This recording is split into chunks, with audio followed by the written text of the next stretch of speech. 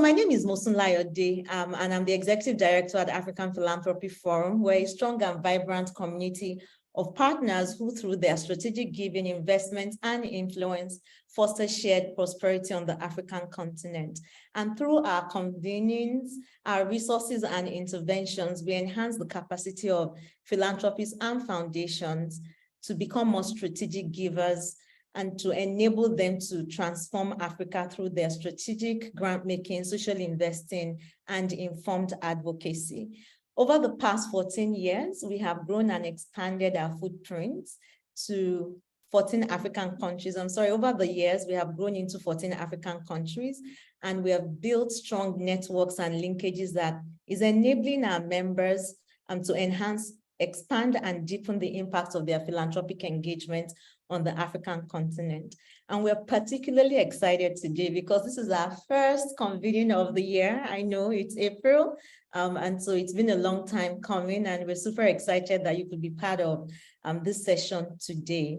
And this convening is particularly important because of the critical role that technology plays in our daily lives. And it is going to be, or it is the first of a series of sessions that we're designing through the course of the year to raise awareness about the importance of strategic philanthropy in digital technology and gender justice in Africa.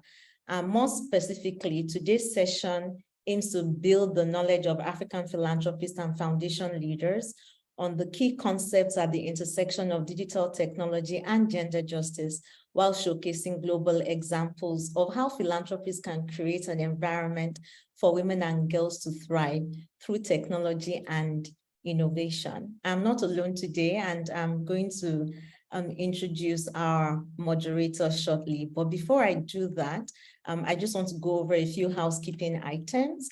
First is to know that this event is being recorded, and we're going to share it with members of our community at the end of the session at some point this week. And also, participants are encouraged to participate. You can type your questions, and then when we get to the Q&A section as well, we would give an opportunity for those who want to take the floor and actually speak to do so. But we want this to be really engaging. We want it to be interactive.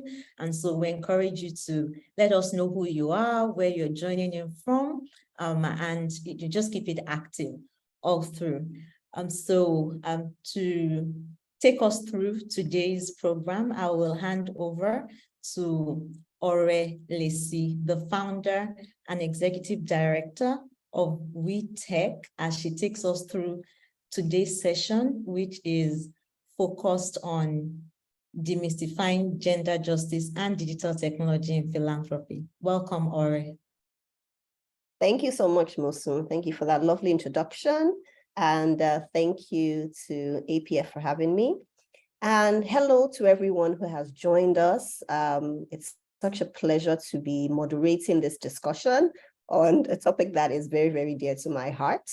So I'm Oreoluwa Leshi, Ore, you can call me Ore for short, and the founder and ED of the Women's Technology Empowerment Center. And we are based in Lagos, Nigeria, and we are working to close the gender gap in technology. So today we're here to talk about demystifying philanthropy in gender justice and digital technology. So, I mean, we can start off by looking at what access to tech looks like. And if we just take like access to the internet, according to figures from Statista, in December of 2020, the internet penetration in Africa was 43%. So that means that 43 out of 100 people, or 4 out of 10 people in Africa had access or were able to use the internet. If we look at the figures for women, I mean, it is so much worse. And then we find that in addition to access to technology, access to meaningful access to technology is a totally different criteria. There are so many, I think there are so many obstacles in the way of girls and women and, you know, people of different diversities being able to access, use, leverage, and innovate with technology. So there is a big digital divide that exists. And so we're going to talk a bit about that. So first of all, I mean, gender justice, that's part of the topic. And you may think, what is gender justice? I'm going to let our speakers, talk about, what they understand by gender justice. But I can say that we can think of it as like an intersectional approach that centers like diverse needs and experiences of people who are most impacted by discrimination and oppression. We traditionally think of that as women because, over, I think, the history of humankind, women have faced a lot of different discriminations, and all with patriarchy at the root. But it's very intersectional. So gender intersects, with technology, which we're going to talk about today, but access to health, education, the law, leadership. So it's so varied, and it's so, I think, multi-dimensional. But we're going to talk about that. We're hoping to provide insights into the intersection of gender justice and digital technology. And we're also going to highlight emerging knowledge that's coming out. And we're hoping to, definitely going to have an engaging discussion, on those topics today. We want to create a space for learning from each other and also from all the participants who have joined us today.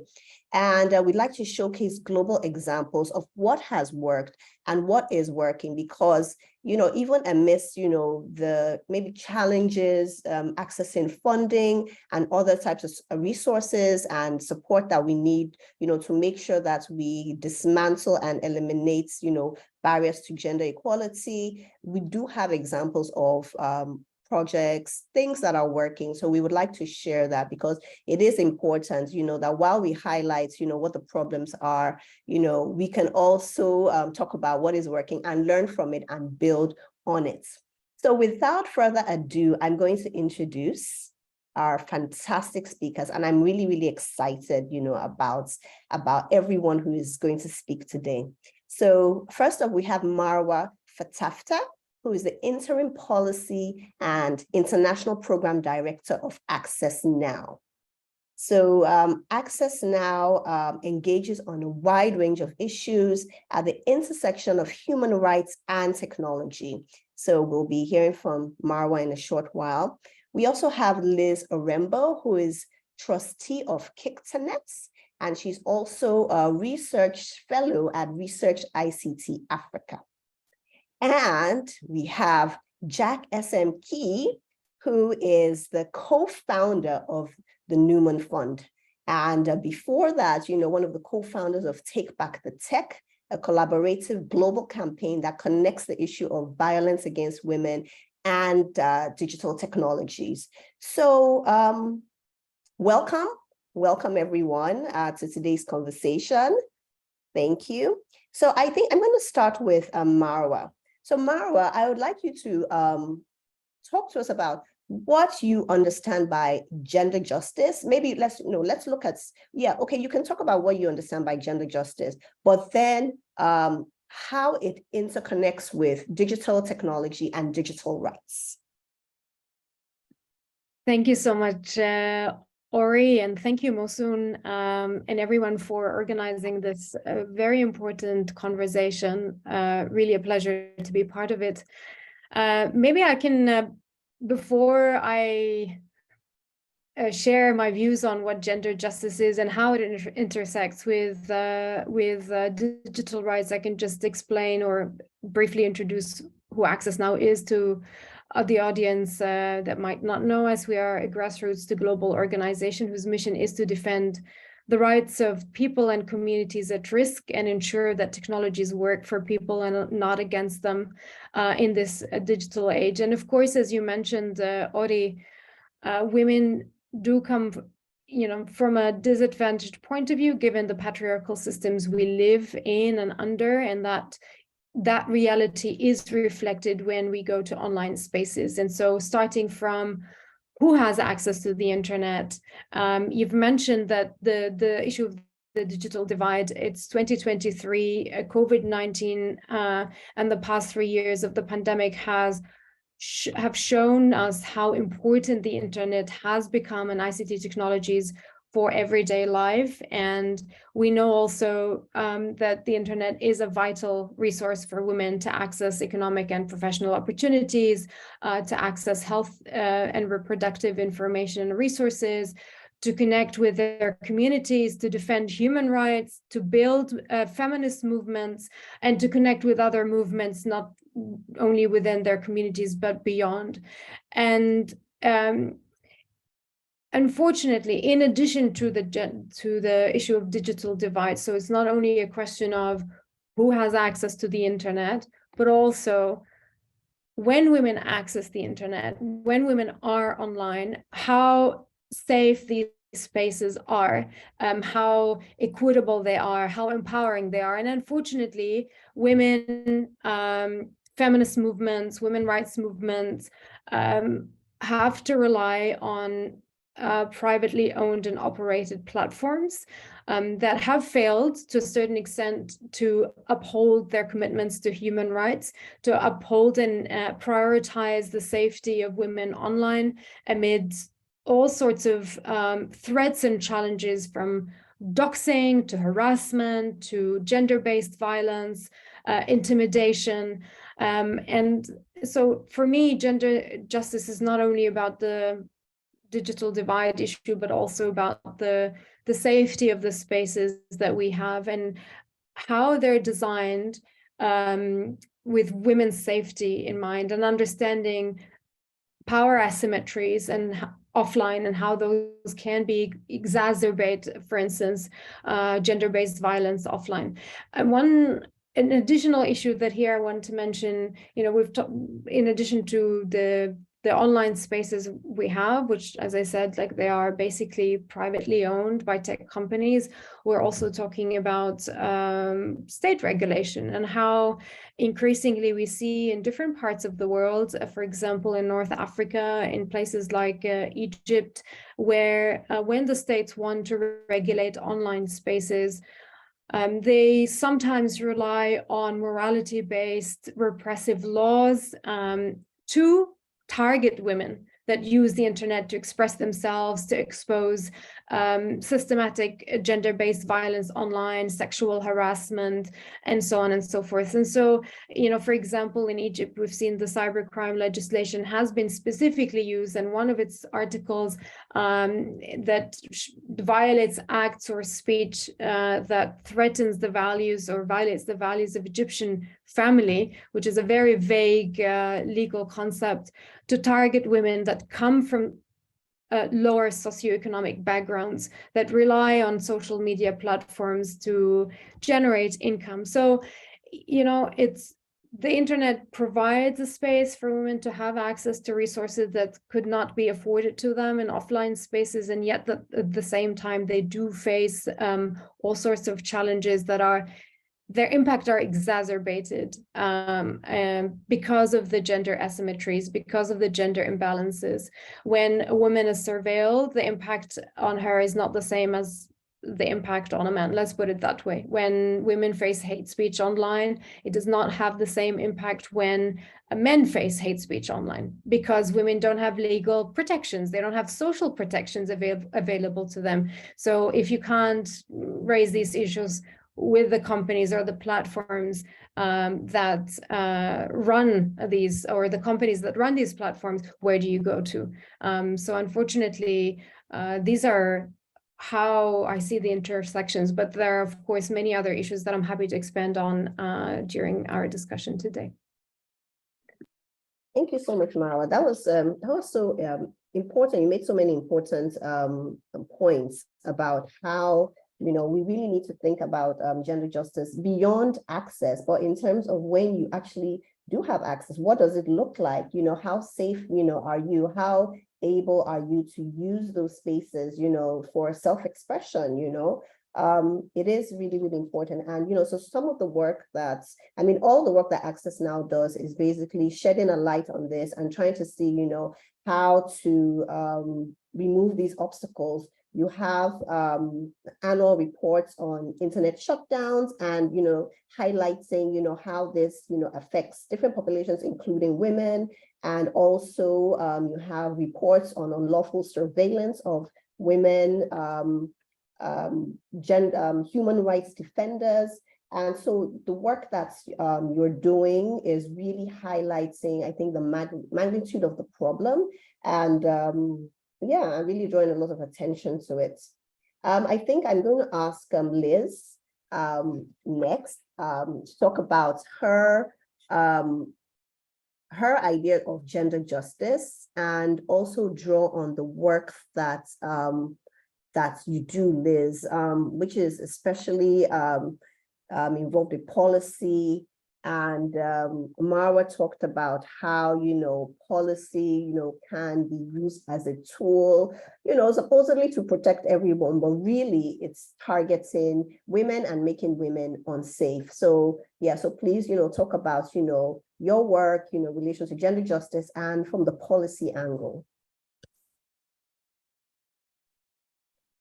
Thank you, Ore, for the introduction.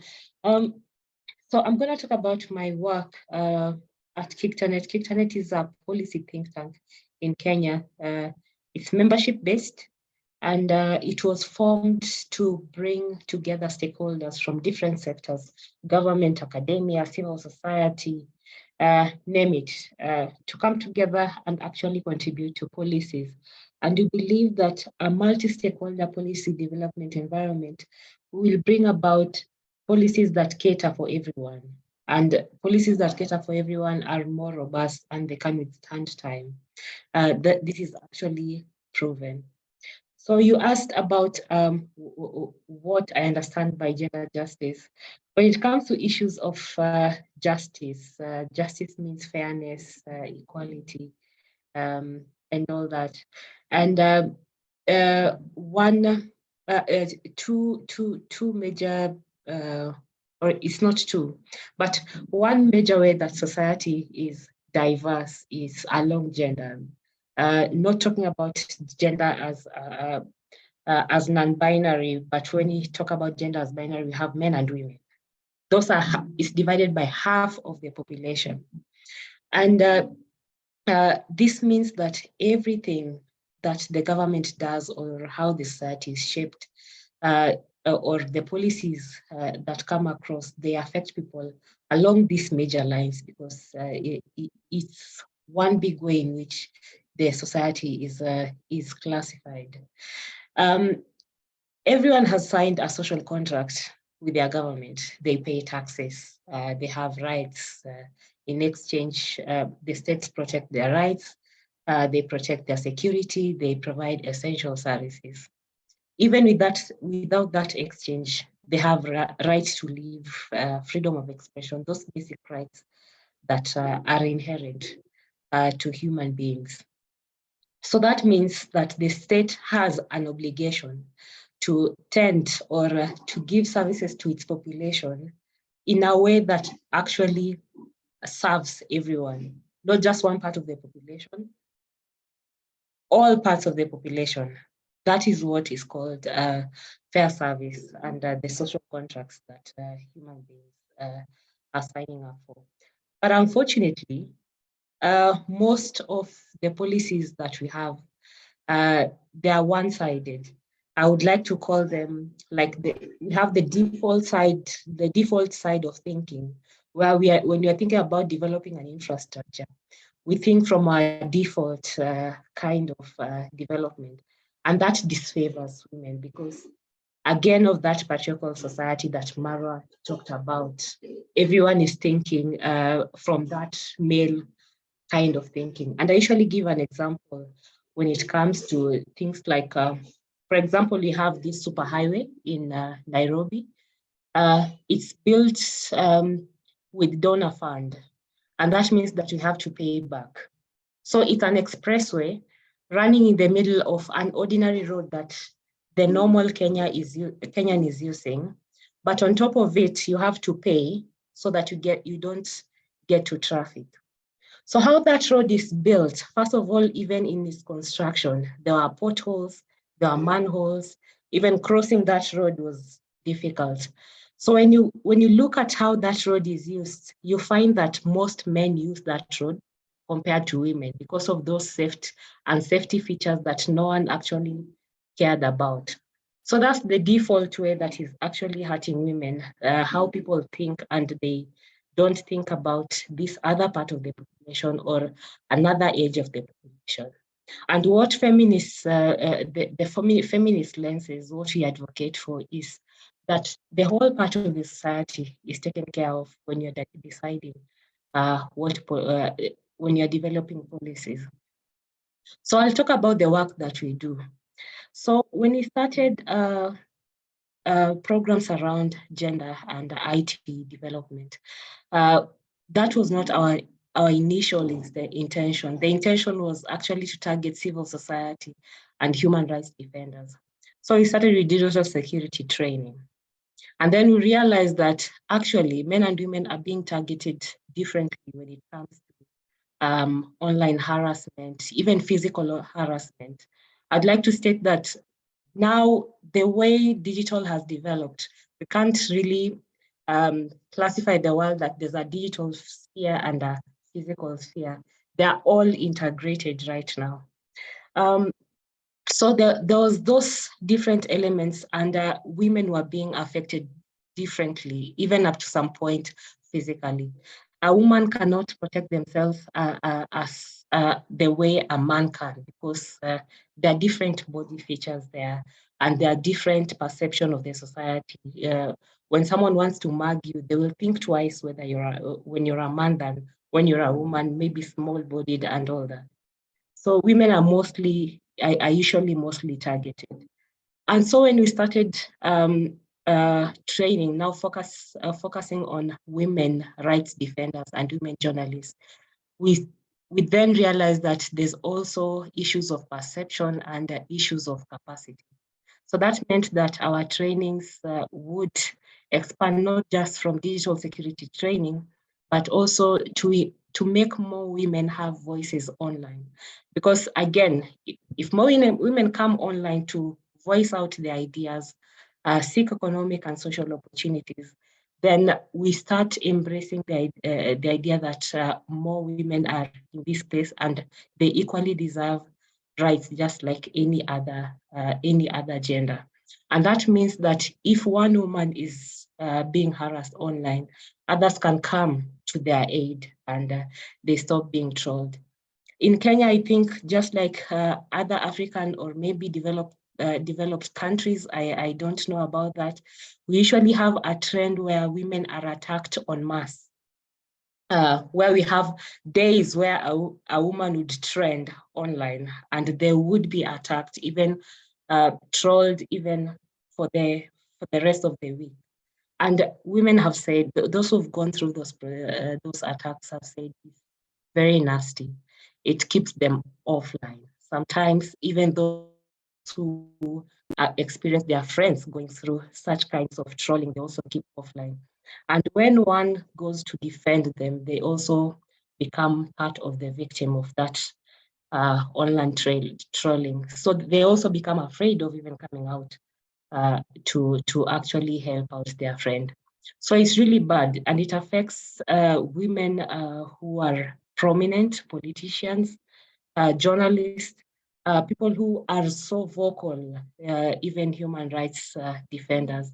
And so our program also went ahead to actually start being specific to train women who are seeking political representation, because it's also from a policy side. We are trying to get more women into the policy circles so that we have inclusive policies. So we saw that this is one area that we could actually tackle.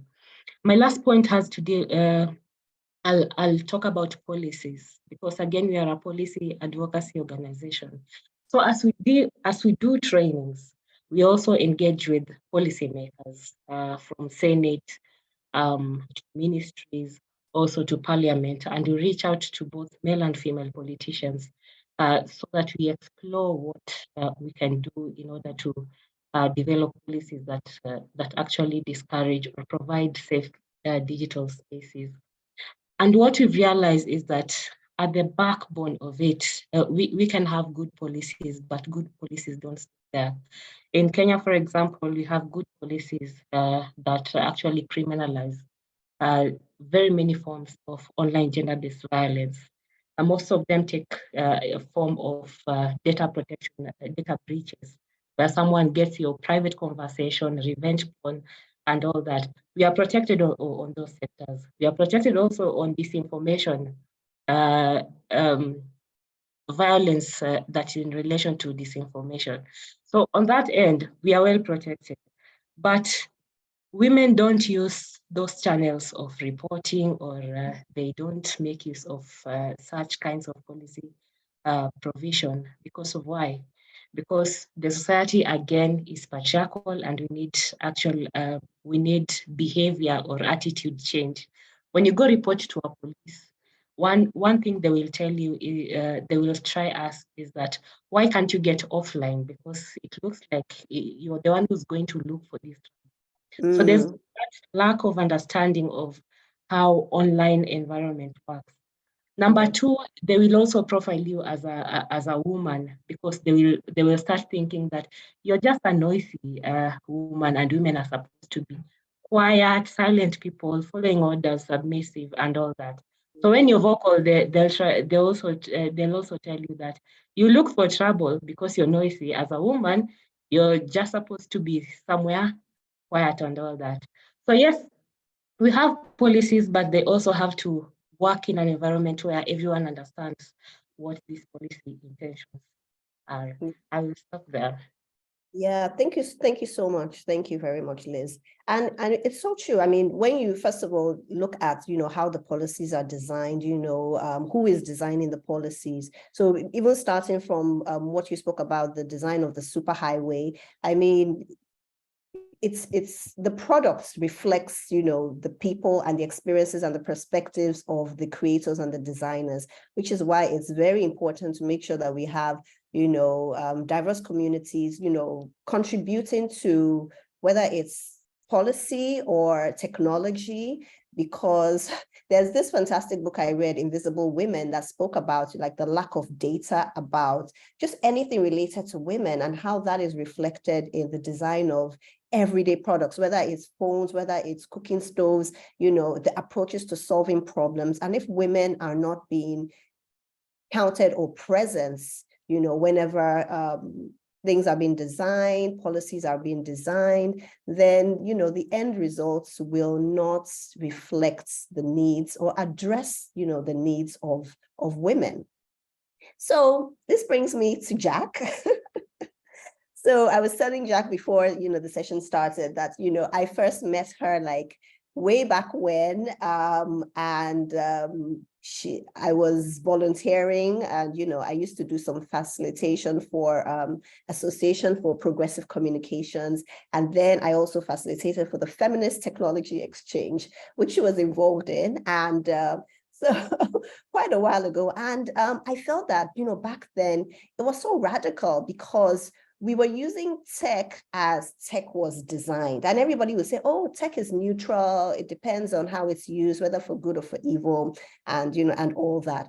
But then, when you take a step back and see, how was it designed? What were the thoughts put into this, And the Feminist Technology Exchange, back then was looking at, tech being created, by everyone, and also looking at how they're being used, the access to it, the experience, the user experience. So I would ask Jack to talk about gender justice, but drawing from her background as someone who has been very involved in feminist tech, but tech really for everyone, I guess, tech that doesn't discriminate. So please, talk about, gender justice with regards to the work that you have done.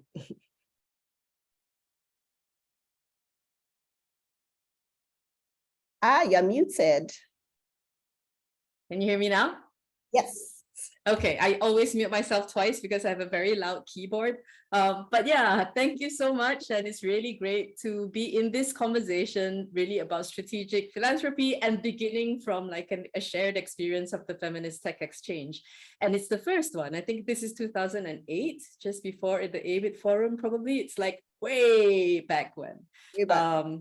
Yeah, way back. And I think that it's really great to be reminded of that moment as well, because sometimes when we engage with technology and when we put gender analysis at the heart of this engagement, it can be very tiring because immediately, right, you can see the disparity and the discrimination at all of the layers. You can see it at the point of violence being experienced when you go online, just to talk, especially if you talk about anything related to sexuality or bodily autonomy or politics or anything that is perceived as male domain and outside of your control, or like, disparity in access at different levels in the household all the way to work. Like, it can just get very tiring.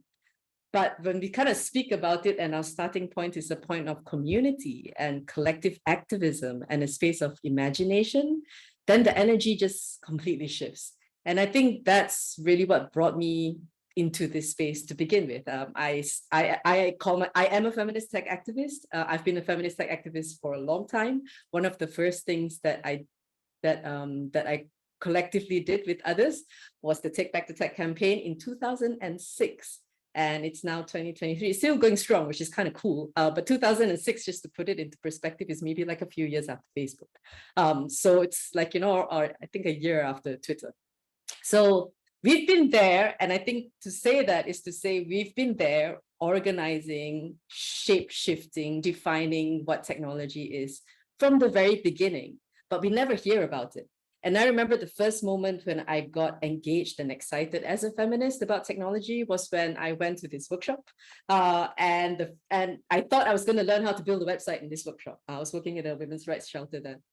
But instead, one of the first sessions that came up was this Filipina activist, Pai Villanueva. And she's like, let me talk to you about the history of science and technology and how gendered it is. And she just blew my mind. Like, she just opened it up and showed us, like, when you think about, who are the kind of inventors of technology, the image in your head is very predictable. It's predictably male, it's predictably white, it's predictably somebody in the global north.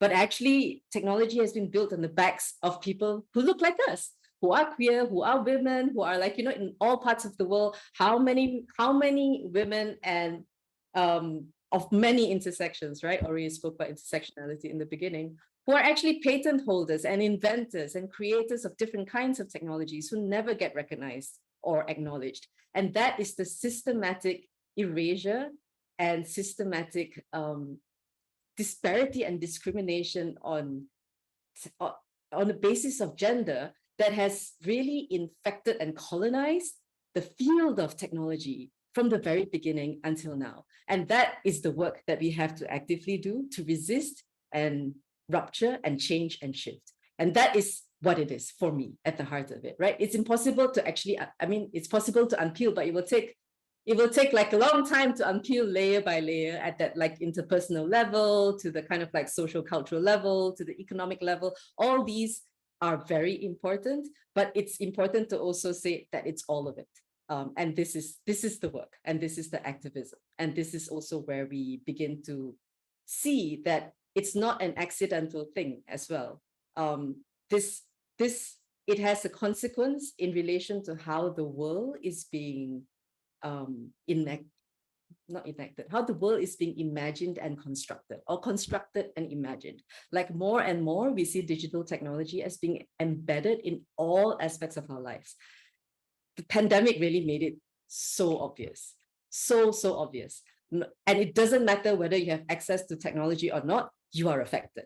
If you don't have access to technology, then your rights and your ability to access basic services and your capacity to have community is already predefined.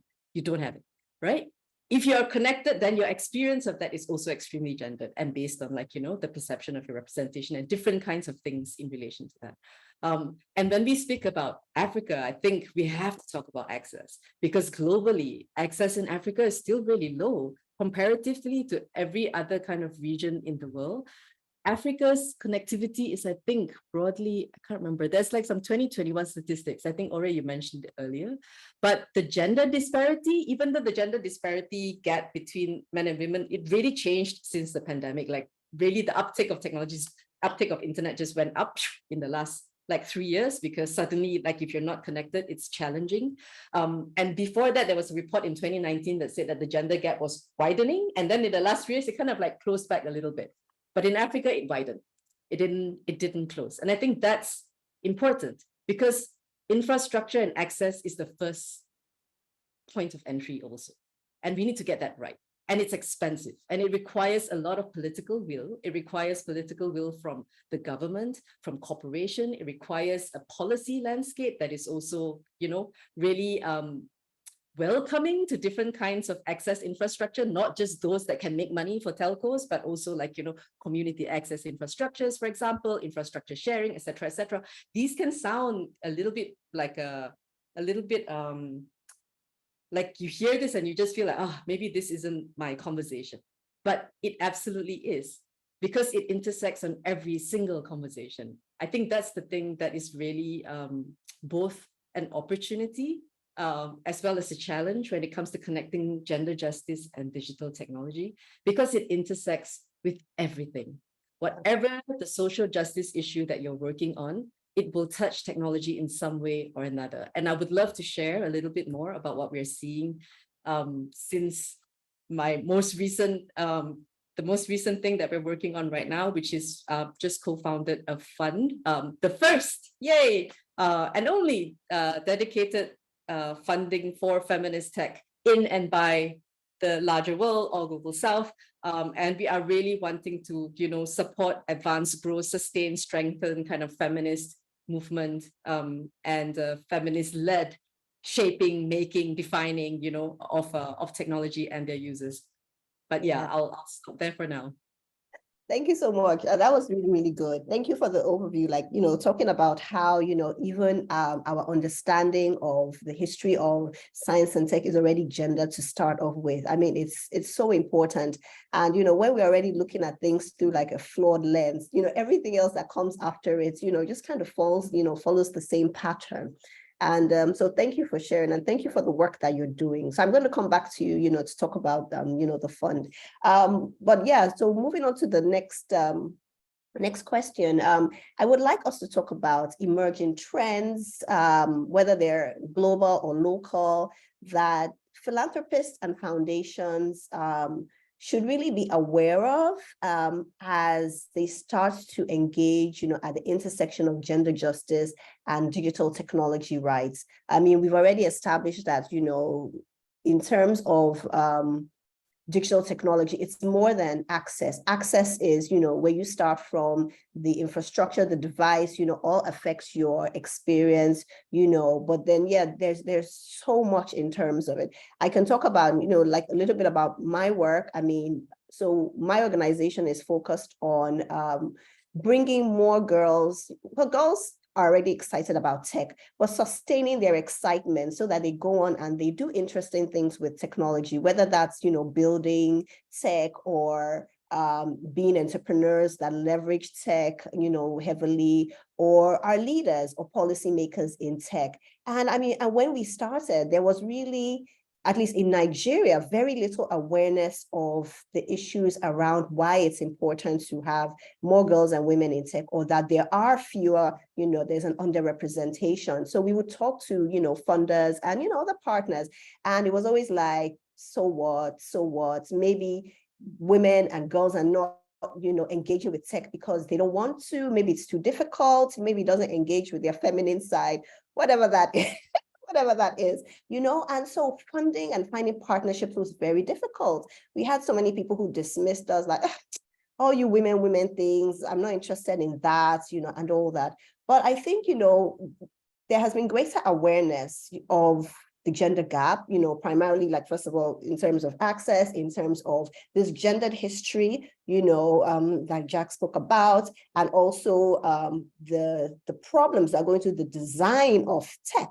There's more awareness of that. So there's more funding going into it, some of it from tech companies, and sometimes you wonder whether that's kind of like to redeem maybe their reputations a little bit, who knows. But so let me go back to Marwa, and because you are, your organization, is at the forefront of really looking at what that experience of, using, being online or maybe not being online and tracking that and raising awareness, of all the different, multi-layered issues in terms of security and digital rights. So please talk to me about, maybe the kinds of experiences you've had over, maybe the last decade or 5 years in terms of access to funding, access to strategic partners, how this has been in terms of, furthering your work.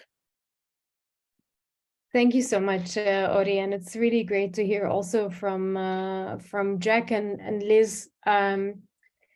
I would say, so there are two parallel issues here, going back to the status quo and the trends that we see going on the rise when it comes to digital rights and how that intersects with gender justice issues. And then related to that, how we as a global organization also see that the space has evolved in the past, going to your question, the past decade or the past 5 years.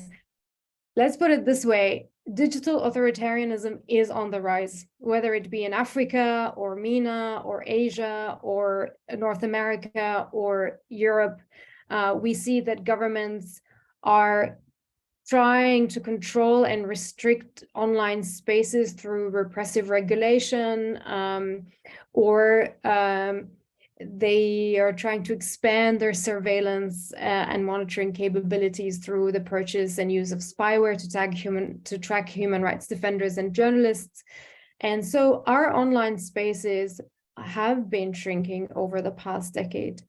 And, internet shutdowns, it's something that I actually wanted to discuss on this panel. And it is very much relevant to the region in Africa, where we also see governments are shutting down the internet increasingly over the past few years. Through our Keep It On coalition, this year we found that governments have shut down the internet at least 187 times in 35 countries, and that's already an increase from last year. Year after year, we see how governments, the moment there are mass uprisings or protests, the knee-jerk reaction from governments is to say, let's kill the switch.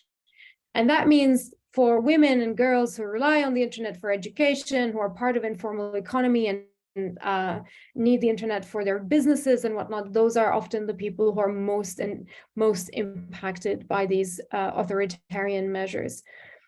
On the positive side, because I don't want to just paint an overly dark picture, our community have grown. And I would also, I would say from my region, I work in the Middle East and North Africa region, we see more grassroots mobilization. We see more creativity from grassroots and local organizations to try and defy these authoritarian measures, whether it be by digital security tools and circumvention tools, or trying to push against repressive legislation, or sharing knowledge and through coalition building. I mean, one thing we also, I can say, like as an increasing trend, that many organizations realize that, going back to Jack's point on collective action, because I'm also a solid believer in the power of collective action. Many of the challenges we face are similar, even if the contexts are different, and we need to learn tactics from each other. And so connecting cross borders, cross regions is very important. Cross-regional solidarity is key in trying to push back against the oversized power of tech companies, or this authoritarian wave that we see going on the rise. And we have also where governments are just copy pasting from each other and also learning repressive tactics from each other.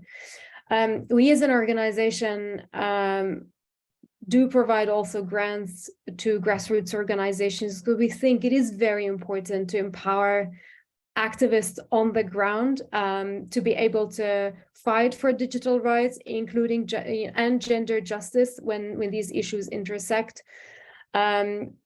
And we also believe in the power of convening. We do see ourselves, from the name this year, we launched our new strategic vision for the next 5 years, in which we outlined the challenges, but also the opportunities. And one thing we realized that the power of Access Now is in its ability to convene and connect. And that's why now we call ourselves as a grassroots to global organization, because we truly believe that we need to empower, people have agency already on the ground. It's just a matter of bringing and amplifying people, amplifying their voices, ensuring that whenever there are discussions on digital governance or gender justice issues, like there was at CSW in March in New York, that people from the global South or the global majority have a seat on the table and have a say on shaping this global agenda. And so before coming to the panel, we were chatting with Mosun about RightsCon. It's our annual conference on tech and human rights. And it's also a place where we try to bring in donors, funders, activists, global organizations, local organizations, tech companies, government delegates, to discuss these issues that we've just outlined and find global solutions and local solutions where I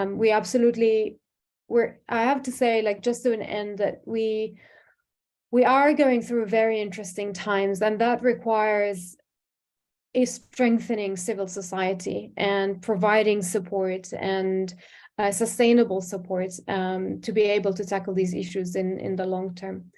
I'll hand it back to you, Ori. Thank you so much, Mara. That was really enlightening. I like the focus on how we can sort of take power back. And I think that's really, really important. So I want to hear from Liz, because I think your organization is an organization that doesn't give funds, but receives funds to do your work. Is that correct? Yeah. Okay. So maybe you can share, just briefly, the experience of your organization in terms of doing that, because I can imagine that the work you are doing sometimes is pitting you against, even though it's based on, multi-stakeholderism, sometimes the government may see your work as, being of the opposition. So how has that affected you in terms of access to the funding that you need and the resources that you need? Yeah, so being a multi-stakeholder organization means that we are also receiving funding from those different stakeholder groups, including the government also, because it means working on collaboration with all those stakeholders and providing an equal footing. It's not easy because, again, we are a network organization. What we do is community-led policy development or growth initiative. So sometimes we are at a place where we are between a rock and another hard place, because when you receive funding from one stakeholder, the other stakeholder will feel like they are shortchanged and vice versa. So what we usually try to do, especially when we are convening policy events, is to try reach out to whoever who is willing to provide or support those policy conversations that bring stakeholders together. And we'll reach out to SMEs, we'll reach out to big companies, we'll reach out to government, we'll reach out even to civil society philanthropy partners, so that it's a reflection of a multi-stakeholder, from funding to the organization of the conversation to even drafting the agenda and even the back-end work that will come out of implementing the policy decisions or whatever came as real concerns in the discussions. So that's one way. And it's sometimes it's very political in a way that you might one day you have a government that is supporting your work and it's engaging, opens ways for civil society to participate in policy development. And the next day you might have a government coming in, because they do change, that is very hostile. And what we've realized from that is actually seeking diversity also in terms of not just government as one agency, but a diversity of agencies, so that you might have a clash with the Ministry of ICT, but you will move with policymakers in parliament. And you realize that the government is very big. So at no one point will you be clashing with the whole government. So that's just one stakeholder. Even with private sector, again, the same. Civil society, we are usually sisters who never break up. Yeah. So that's in dealing with stakeholder and issue-based. When it comes to funding, a lot, and what we see with civil society in the global south is that the funding shapes what we are attention to. Because on the other side, you have staff who you have to retain. That means you'll have to take that project which is not a priority to you, and just for the sake of continuing to run your organization, and also having something that will make you continue to go on with the things that you're actually passionate about, or you think that they are priority areas for your region or for your community. So that comes as a very big constraint, because you find that an organization is stretching itself beyond its capacity, because it has to go with 5 projects, and at an optimum capacity, they would go with, let's say, 3 projects, sometimes even stretching even beyond 5, even to 10. And that means that the impact would not be as great as it would have been functioning at its maximum or optimum capacity with fewer projects. And it's very good that we are talking about access, because access is at the bottom line of, I think, every problem that we have in Africa. Emerging technologies are coming up, and they are layering upon these challenges of access, and even multiplying the challenges of access. And no one is talking about it. When conversations are at an African level, then we'll talk about access, because it is still a pressing issue for us. Like Jack said, pandemic did not get more people online. The consumption went up, but it's because those who were already advantaged and went online demanded for more internet. Those who were not online and they were already disadvantaged did not actually access the internet. And we saw how governments actually struggled to continue with its policies or service provision. I think the government of Uganda shut down schools for some time because there was no other alternative to provide education. Kenya, the same. We tried to do online learning and all that, but we realized that the rural community was so disenfranchised because there was no access there. And so for some time it had to be stopped, and we had to think of other ways of continuing the education. We also closed schools and many other things. So access is really at the root. When you talk about AI and discrimination, AI learns from the previous data of users and of communities of users. So we have people who are invisible from these technologies. How are we going to make decisions that are actually concerning them? It means that the end results of what AI and machine learning is not actually considering those who are actually offline. We have issues, and this is because of other issues, cybersecurity, issues of affordability, economics, and all that. You're saying something. Yes, so yeah, you're right, Liz. I mean, there are so many issues that come into play. It's multidimensional, and really, whatever power dynamics already exist just tend to be exacerbated when it comes to tech. So if you have some people who have, less access, or a very like poor experience, generally it tends to be worse. You have people who are marginalized generally from opportunities. It tends to be worse, when you layer on technology, and digital tools on top of that. So I wanted to ask, our discussion has been so engaging, and we need to have some time for Q&A. So I'm going to ask Jack, to talk about some examples of philanthropic engagements with NGOs working at the intersection of gender justice and digital technology and rights that we can learn from. Of course, you can talk about, the work that you have done. And I think, that's a good place to start. So generally, like best practices or what you have seen has worked in terms of philanthropy engaging with organizations working at the intersection of gender justice and digital technology and rights. I think, first of all, just need to say that there really isn't that much so far.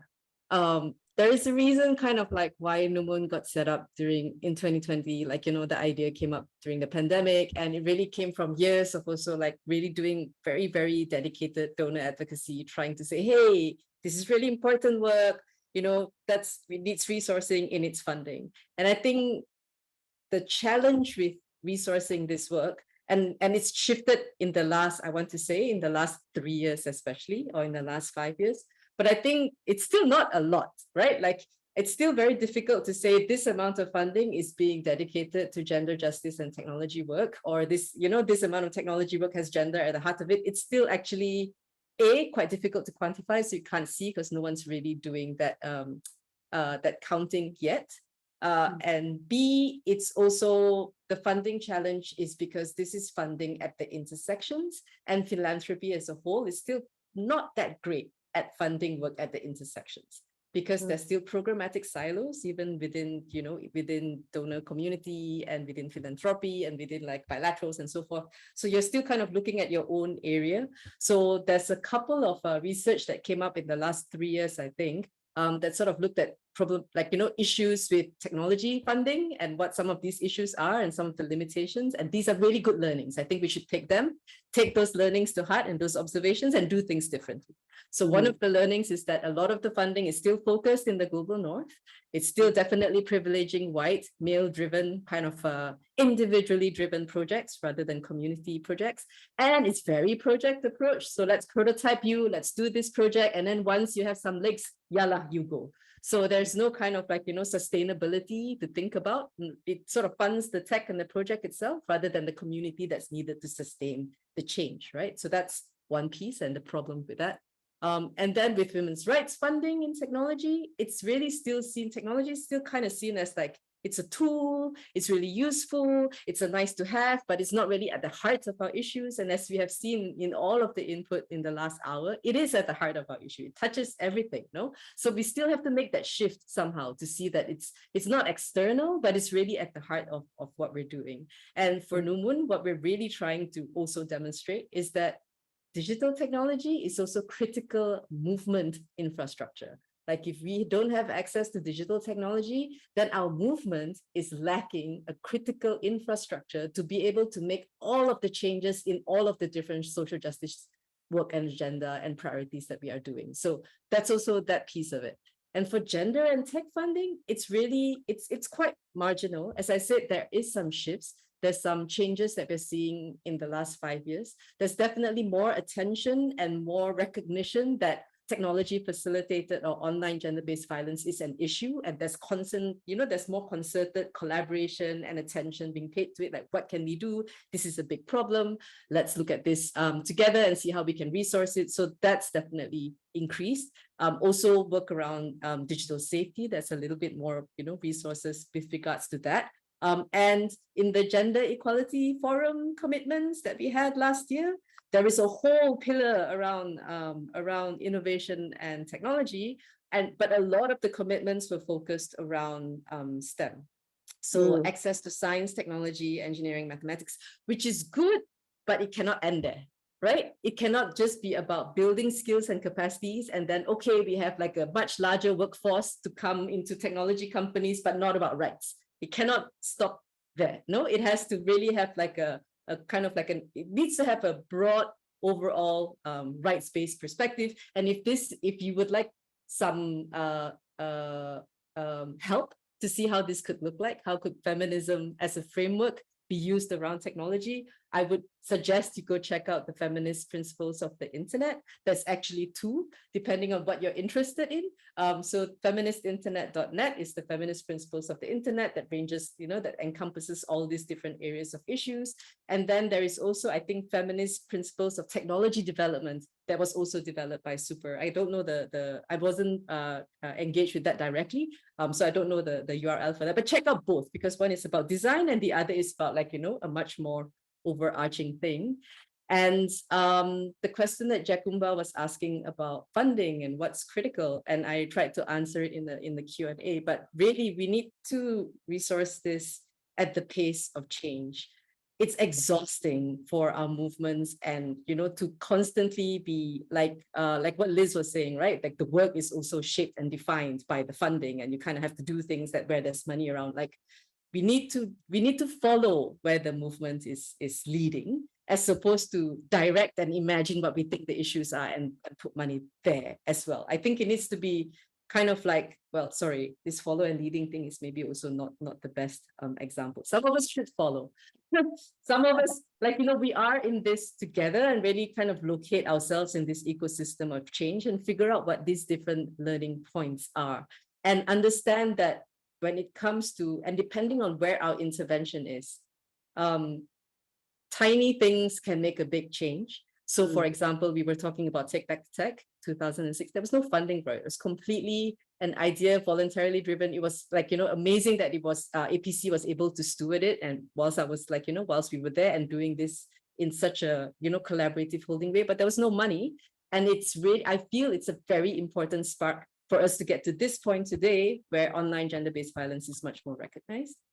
And some things require a lot of money. So one of the things I just want to end with is I found out that AFCHICs, this group of just really super cool women engineers, are building community access networks in different countries in Africa with women at the center of it. So really building the technology, managing the technology, and running the technology, but being funded. It requires quite a lot of money, but the money is coming from one particular donor, and it's project-based. So they have to do this in 18 months. It's insane. Like, why would we put so much money on things which then we forget about the sustainability of it? So yeah. So that's so true. I think we tend to focus on the funding to get started, but then forgetting that, there's a whole life cycle that we hope is going to happen. Thank you so much, Jack, for sharing, and thank you everyone. The discussion has been so engaging that I don't think we have time for, well, we were able to address the questions that were put in the Q&A box, so I think that's good. This is the first in a series of conversations with African philanthropists and foundations. And we want to ensure that we continue to have this kind of dynamic dialogue among diverse actors. So we would love you to share, your experience, share the pertinent issues that you feel should be discussed in subsequent conversations. Obviously, we can't do it all today, but today I think was great because we realized that, there are many of us on this boat, and there are so many multi-layered issues that need to be addressed. I want to say thank you to all our incredible speakers, starting with Marwa. Thank you so much. You shared, and it's just fantastic, knowing the work that Access Now is doing, and I will be coming to write soon.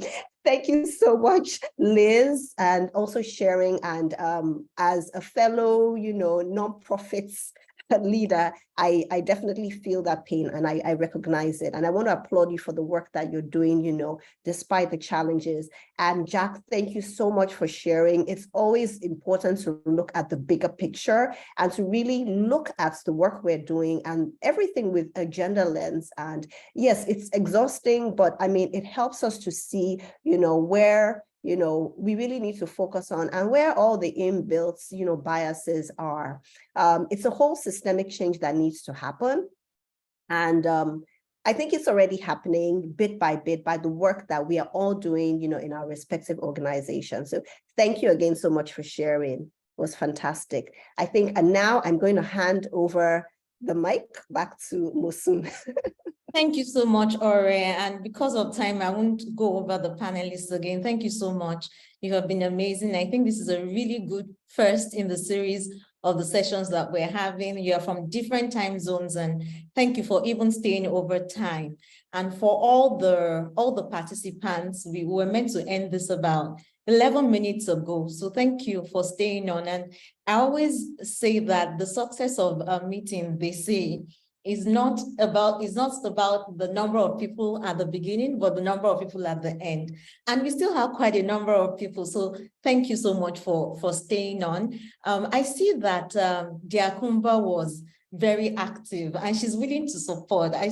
She says, I can tap into billions in Silicon Valley for you. So please send us emails. If you are looking for billions from Silicon Valley, send us emails and we'll direct them to her and we'll see how best we can support you. But beyond the millions in Silicon Valley, we're also looking to unlock the millions and billions on the African continent as well. So please continue to follow us at APF.org on all our platforms and send us emails, and also follow up on all the upcoming events as well, but specifically the ones that we're having on digital technology and gender justice. We would love to continue to have you. Beyond those sessions, we have in-person convenings coming up, one on Sunday, this Sunday, April 30th, on the sidelines of the Mo Ibrahim Governance Weekend in Nairobi. If you are already registered for that event, by that event, I mean the Governance Weekend, please come to our session on Sunday. And on May 10th, we are going to be in Johannesburg, and we're going to be discussing going together, leveraging the power of collaboration for impact. So please sign on if you're in South Africa or if you'll be passing through. Thank you so much. And I can't end without thanking the APF staff who have been behind the scenes. Nasri, our program manager, thank you. Thank you to Tosin, to Emily, to Toby for all the hard work that went into this. And I can't resist it. I still have to call the speakers. Mahwa, Liz, and Jack, thank you so much. And Ore, you've been amazing. Thank you. We look forward to having you all. And apologies for starting late and staying over time. We're really grateful for your time. Thank you. Thank you.